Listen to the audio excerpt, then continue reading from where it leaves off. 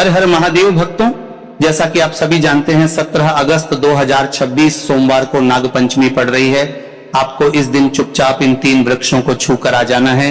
छप्पर फाड़कर होगी धन वर्षा, कंगाल भी बनेगा धनवान, इतनी धन दौलत आएगी कि संभाल नहीं पाओगे। जन्मों जन्मांतर की गरीबी तत्काल हो जाएगी दूर। अगर विश्वास नहीं तो 17 अगस्त 2026 सावन माह नाग पंचमी के दिन प्रैक्टिकल करके देख लेना। जी हां भक्तों, आज के इस वीडियो में हम जिन चमत्कारी देव वृक्षों के बारे में बात करने वाले हैं, उन देव वृक्षों में सावन माह सोमवार नाग पंचमी के दिन स्वयं भगवान विष्णु और माता लक्ष्मी जी का वास होता है और यह वृक्ष आपके घर के आसपास ही बड़ी आसानी से मिल जाएंगे।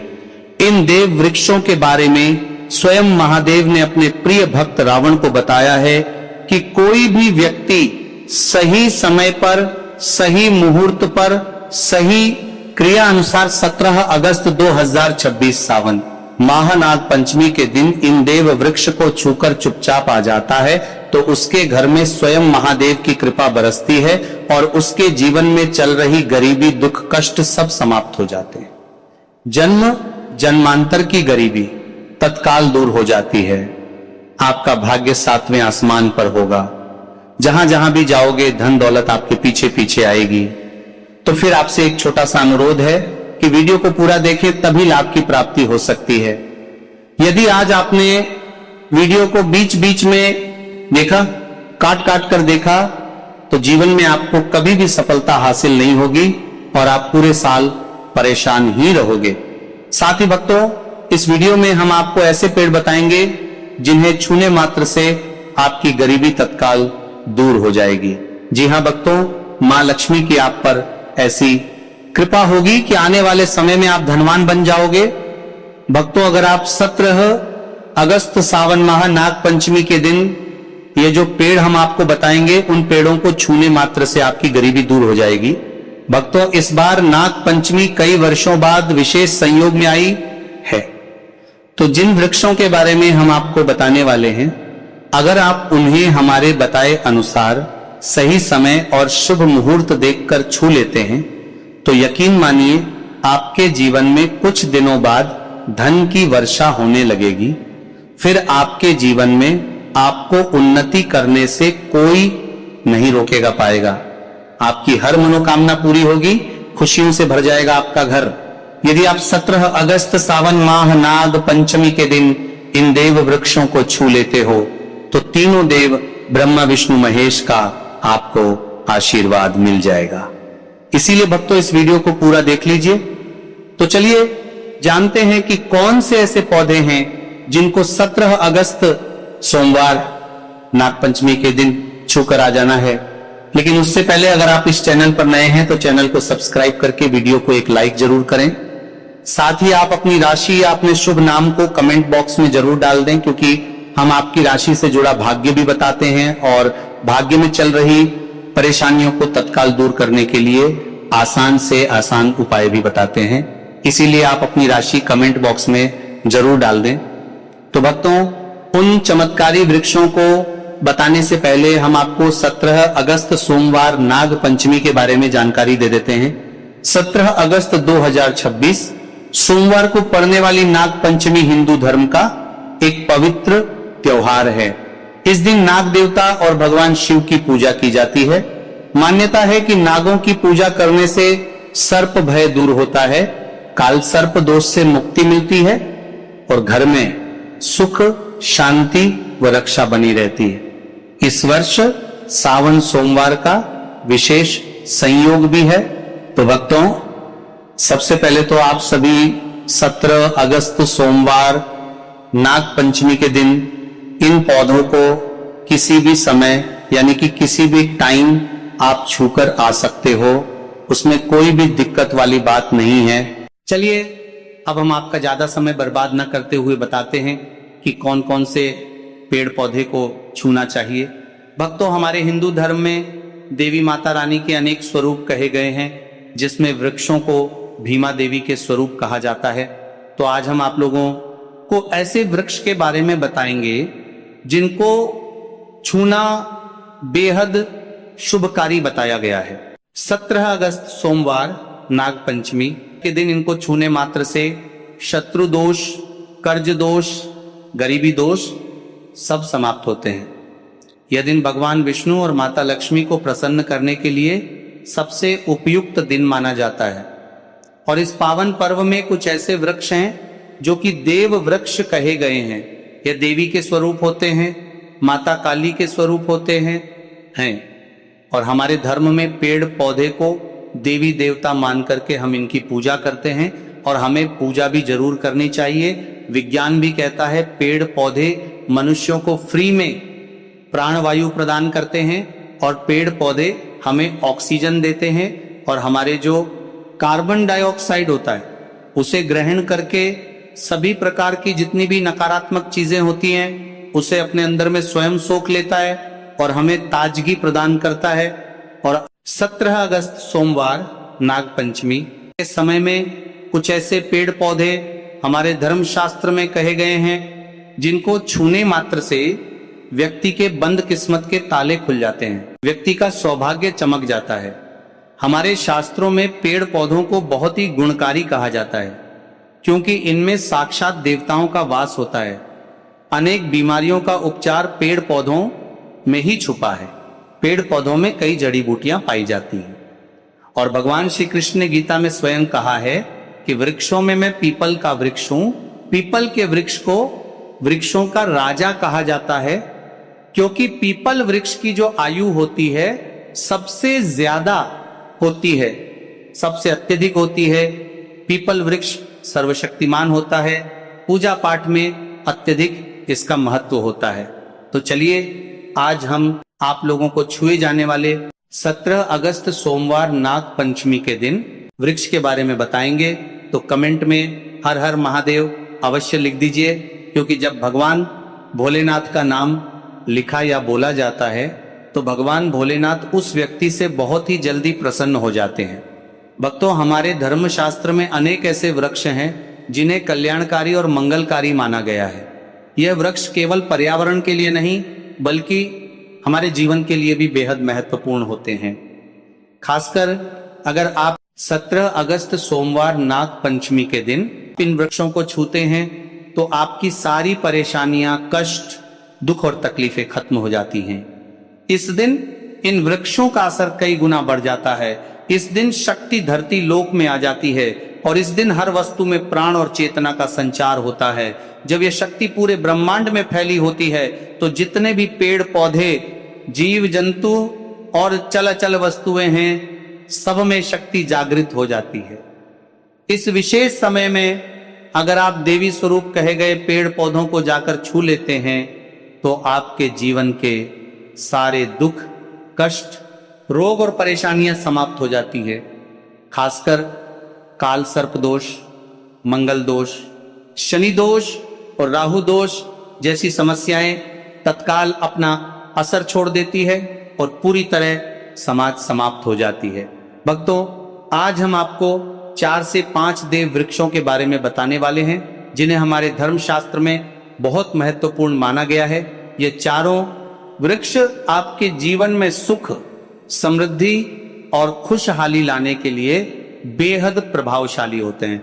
इसीलिए इस वीडियो को ध्यान से देखना क्योंकि अगर आपने इसे बीच में काट कर देखा तो बाद में आपको पछताना पड़ सकता है। 17 अगस्त सोमवार नाग पंचमी का पर्व ऐसा है जब आपको लंबी लंबी पूजा पाठ करने की जरूरत नहीं होती है। बस अगर आप इन विशेष वृक्षों को 17 अगस्त सोमवार नाग पंचमी के दिन सही तरीके से छू लेते हैं और का आशीर्वाद लेते हैं तो गरीबी खत्म हो सकती है। यह वृक्ष इतने शक्तिशाली होते हैं कि आप अपनी आंखों से इनका असर देख सकते हैं और खास बात यह है कि ये सारे देव वृक्ष आपके आसपास आसानी से मिल सकते हैं तो आप इन्हें अपने घर के पास से ही ढूंढ सकते हैं। अब वीडियो में आगे बढ़ने से पहले अगर आपने अभी तक कमेंट बॉक्स में हर हर महादेव नहीं लिखा है तो कृपया हर हर महादेव जरूर लिखें और वीडियो को लाइक भी अवश्य ही करें। तो भक्तों, अब हम बात करते हैं कि कौन से वे 3 वृक्ष हैं जिन्हें हमें 17 अगस्त सोमवार नाग पंचमी के दिन छू कर आना चाहिए। ये वृक्ष ना सिर्फ आपके जीवन को खुशहाल बनाते हैं, बल्कि आपकी गरीबी और दुख दर्द को भी समाप्त कर दिया देते हैं। इसलिए हम चाहेंगे कि आप सब इन वृक्षों की पूजा जरूर करें और इन्हें छुएं, क्योंकि इस दिन इन वृक्षों की पूजा करने से आपको अनगिनत लाभ मिल सकते हैं।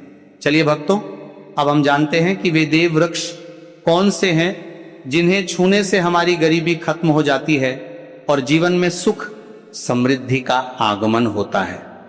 पहला वृक्ष है बेल का वृक्ष, जिसे हम बेल का पेड़ भी कहते हैं। सबसे महत्वपूर्ण माना जाता है। भगवान शिव को बेल के पत्ते अत्यंत प्रिय हैं और उन्हें शिवलिंग पर बेल पत्र अर्पित करने से विशेष पुण्य की प्राप्ति होती है। बेल का पेड़ शिव के पूजन के लिए अत्यधिक पवित्र माना जाता है। बेल के पत्तों का उपयोग भगवान शिव के पूजन में विशेष रूप से किया जाता है। बेल का वृक्ष माता पार्वती के पसीने से उत्पन्न हुआ और स्कंद पुराण के अनुसार यह वृक्ष देवी स्वरूप माना गया है, यानी ये नवदुर्गा के स्वरूप है। स्कंद पुराण की कथा में कहा गया है कि बेल वृक्ष की जड़ में गिरजा, तनों में माहेश्वरी, शाखाओं में दक्षिणाय नमो में माता पार्वती, फलों में कात्यायनी, फूलों में गौरी और इस वृक्ष के संपूर्ण शरीर में मां लक्ष्मी जी का वास होता है। माता पार्वती के पसीने से उत्पन्न होने के कारण यह पेड़ कई देवी देवताओं का स्वरूप माना जाता है। इसीलिए यह वृक्ष धार्मिक रूप से अत्यंत महत्वपूर्ण है। अगर आप संध्या काल में शिव मंदिर या नवदुर्ग मंदिर के पास बेल के वृक्ष के नीचे घी का दीपक जलाते हैं तो व्यक्ति धनवान, गुणवान और पराक्रमी बनता है। इस पेड़ के स्पर्श से व्यक्ति के सभी मनोरथ पूरे होते हैं। इस पेड़ को छूने से पहले आपको एक खास मंत्र भी बोलना चाहिए। वह मंत्र है दर्शन बिल्व वृक्षस स्पर्शम पापनाश अघोर पाप संहार। एक विलंब शिवार्पणम का अर्थ है कि यहाँ पर एक विलंब, शिवपर्पणम का अर्थ है बेल। वृक्ष का दर्शन और स्पर्श करने मात्र से सभी पाप समाप्त हो जाते हैं और शिव को चढ़ाया गया एक बेल पत्र पापों का नाश करता है। दूसरा वृक्ष है पीपल का वृक्ष। पीपल वृक्ष को हिंदू धर्म में अत्यंत पवित्र माना गया है। धार्मिक मान्यता के अनुसार पीपल के वृक्ष को छूने और श्रद्धा से प्रणाम करने से कई शुभ फल प्राप्त होते हैं। मान्यता है कि भगवान विष्णु का पीपल में वास होता है, इसलिए इसे स्पर्श कर प्रणाम करने से पुण्य की प्राप्ति होती है। मानसिक शांति और सकारात्मक ऊर्जा का अनुभव होने की बात कई लोग मानते हैं। नियमित रूप से श्रद्धा पूर्वक पूजा और परिक्रमा करने से जीवन की बाधाएं कम होने और सुख समृद्धि आने की धार्मिक मान्यता है। शनिवार या अमावस्या के दिन पीपल के नीचे दीपक जलाकर पूजा करने की भी परंपरा है। अब भक्तों, तीसरे उपाय के बारे में बात करते हैं। तो देखिए, सबसे पहले बात कर लेते हैं कि जो मां तुलसी है, इनके बिना श्री हरि विष्णु का पूजन और श्री हरि विष्णु का भोग दोनों ही अधूरे हैं। जब भी हम श्री हरि विष्णु को भोग कराते हैं, उनको भोग लगाते हैं, उसमें हम तुलसी दल जरूर डालते हैं। एक पत्ता डालेंगे लेकिन तुलसी दल जरूर डालते हैं, क्योंकि बिना तुलसी दल के श्री हरि विष्णु भोग अस्वीकार नहीं करते। और इस महीने में तुलसी का पूजन करने से व्यक्ति को सौभाग्य की प्राप्ति होती है। उसके घर में कभी निर्धनता नहीं आती। आप देखिए, सबसे पहले तो आपको इस महीने में एक हरा भरा तुलसी का पौधा अपने घर में जरूर लगाना चाहिए। अगर पहले से आपके घर में तुलसी का हरा भरा पौधा है तो बहुत उत्तम है। अगर नहीं है तो इसके महीने में तुलसी जी का पौधा आप जरूर लेकर आए, क्योंकि यह सबसे श्रेष्ठ महीना है तुलसी के पौधे को अपने घर लाकर लगाने के लिए। दूसरी चीज कि देखिए, इस महीने में या उससे पहले आपके घर में तुलसी जी का पौधा सूख गया है, और अगर तुलसी का पौधा आपके घर में सूखा हुआ है तो उससे कौन सा उपाय है जो आप करके रातों रात अपने भाग्य को चमका सकते हैं। तो देखिए, अगर आपके घर में अगर तुलसी जी का सूखा हुआ पौधा है, इसमें आपको हरे हरे भरे पौधे से उपाय नहीं करना। आपके घर में तुलसी जी का अगर सूखा हुआ पौधा है, उसी से आप उपाय करेंगे। इस चीज का ध्यान रखें। तो देखिए, अगर तुलसी जी का पौधा सूख गया है तो आपको क्या करना है, उसकी छोटी छोटी ठानियां लेनी है, गिन करके 7 ठानियां, ठीक है ना। कितनी ठानियां लेंगे? 7 ठानियां लेंगे। थोड़ा सा मोहल्ली धागा आपको लेना है और 7 तुलसी की सूखी लकड़ी को एक के अंदर एक यानी गट्ठा टाइप का बनाना है और उसको बांध देना है। ठीक है ना। सारी तुलसी की लकड़ियों आपको इकट्ठा करना है और मौली धागे से बांध देना है। बांध देंगे कलावा लपेटकर। अब आपको क्या करना है, रोली का तिलक इस तुलसी की सूखी लकड़ी पर आपको करना है। रोली का तिलक करेंगे। अगर चंदन है तो थोड़ा सा चंदन लगा दीजिए। अभी ये तुलसी की जो सूखी लकड़ी है ये आपको थोड़ी देर अपने घर के मंदिर में रखनी है, श्री हरि विष्णु के सामने। और एक देसी घी का दीपक आपको श्री हरि विष्णु के सामने लगाना है। दीपक गोल बाती का लगाएंगे और उसमें एक चुटकी पिसी हुई हल्दी डाल देंगे। ठीक है ना। श्री हरि विष्णु को हल्दी बहुत प्रिय है। दीपक लगा देंगे।